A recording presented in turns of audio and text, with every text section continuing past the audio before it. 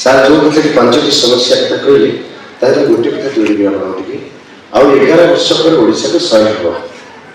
ଯେଉଁମାନେ ଓଡ଼ିଶାକୁ 1936 ମସିହାରେ ତିଆରି କରିଥିଲେ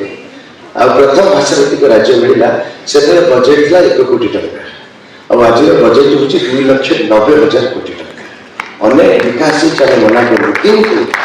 ଉତ୍କଳ ସମ୍ମିଳନୀର ଯେଉଁ ପ୍ରସ୍ତାବନା ଥିଲା ସେ ପ୍ରସ୍ତାବନାକୁ ଓଡ଼ିଆ ଜାତି ଏବେ ଭୁଳିବାକୁ ଆରମ୍ଭ କରୁଛି ଆଉ ଏ ହଲ୍ରେ ଯଦି ପଚାରିବି 90ରୁ 95% ଲୋକ ବି କହିପାରିବେନି ସେ ପ୍ରସ୍ତାବନା ଗୁଡ଼ିକ କ'ଣ ଥିଲା ମୁଁ ତ ସଂଖ୍ୟାରୁ ଟିକେ ଏଥିପାଇଁ କହିବାକୁ ଚାହୁଁଛି ପ୍ରଥମ ପ୍ରସ୍ତାବ ଥିଲା ଓଡ଼ିଆ ଜାତି ତାର ଭାଷା ଓ ସାହିତ୍ୟକୁ ସୁରକ୍ଷା କରିବ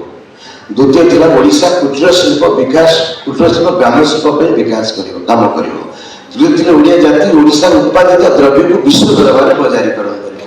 ଚତୁର୍ଥ ଥିଲା ଓଡ଼ିଆ ଜାତି ଓଡ଼ିଶାର କଳା ଓ ସଂସ୍କୃତିକୁ ଆଗକୁ ବଢ଼ାଇବ ପଞ୍ଚମ ଥିଲା ମହିଳା ସଶକ୍ତିକରଣ ଷଷ୍ଠ ଥିଲା ଯେ ଓଡ଼ିଆ ଜାତି ଏକତା ଓ ଭାଇଚାରା ପାଇଁ କାମ କରିବ ଆଉ ସପ୍ତମ ଥିଲା ଓଡ଼ିଆ ଜାତି ତାର କୃଷି ସ୍ୱାସ୍ଥ୍ୟ ଆଉ ତାର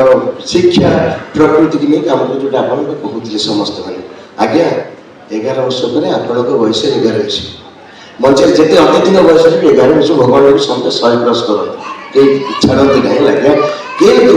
ଯେଉଁମାନଙ୍କର ସ୍ୱପ୍ନ ଥିଲା ଓଡ଼ିଶାକୁ ଏକ ବିକଶିତ ଅନେକ ଆଗକୁ ଯାଇଛି ମନା କରୁ କିନ୍ତୁ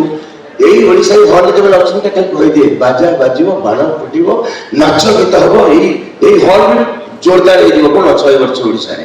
କିନ୍ତୁ 100 ବର୍ଷର ଓଡ଼ିଶାର ଚିତ୍ର ଏହା ନ ଦେଖୁ ଓଡ଼ିଆ ଜାତି ଯେ ଗାଁରେ କ୍ଷୀର ମିଳୁନି ମଦ ପାଉଚ ଅଧିକା ମିଳୁଛି 100 ବର୍ଷରେ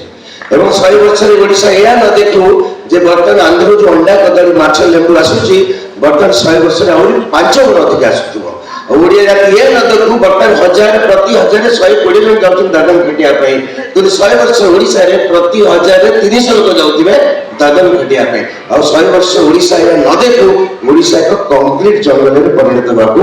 ଯାଉଛି ତେଣୁ ସପୋର୍ଟ ଅନୁଷ୍ଠାନ ଏଠି ବସିଥିବା ଲୋକମାନେ ଯେଉଁମାନେ ଭାବୁଛନ୍ତି ଆପଣଙ୍କର 2ଟି ସପୋର୍ଟ ହାତ ଯଦି ଆଗକୁ ନ ଆସେ ଆପଣଙ୍କର 2ଟି ଫୁସଫୁସ ଯଦି ଆଗକୁ ନ ଆସେ ଆପଣ ହୃଦୟରେ ତନ୍ତ୍ରୀ ଯଦି ନ ଆସେ ତାହେଲେ ଜାତି ଅନେକ ପଛରେ ପଡ଼ିଯିବ ଈଶ୍ୱର ଆଲ୍ଲାହ ଭାଇଙ୍କର ସମସ୍ତେ ଡାକୁଛି ଏବଂ ରାଜ୍ୟ ଜଗଦାନ ସାର୍ ଓଡ଼ିଶା ବିକାଶ କାର୍ଯ୍ୟ ପୁରା ପାଲାୟନ କରୁଛନ୍ତି ଓଡ଼ିଆ ଜାତି ଆସି ଉଠ ଯଦି ଏବେ ନ ଉଠିବା ଆମ ଓଡ଼ିଆ ଜାତି ବହୁତ ପଛରେ ପଡ଼ିଯିବ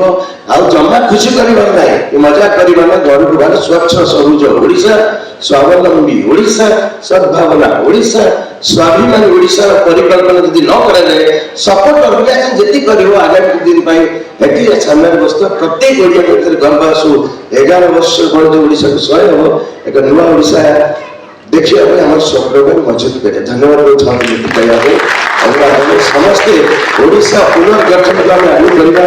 ଓଡ଼ିଶା ପୁନର୍ଗଠନ ଅଭିଯାନ ଜୋରଦାର ଏବଂ ମାତିଛୁ ସାର୍ଙ୍କ ସହିତ ପୁରା କଳେ କଳେ ଆମେ ଯିବୁ ଓଡ଼ିଶା ଧନ୍ୟବାଦ।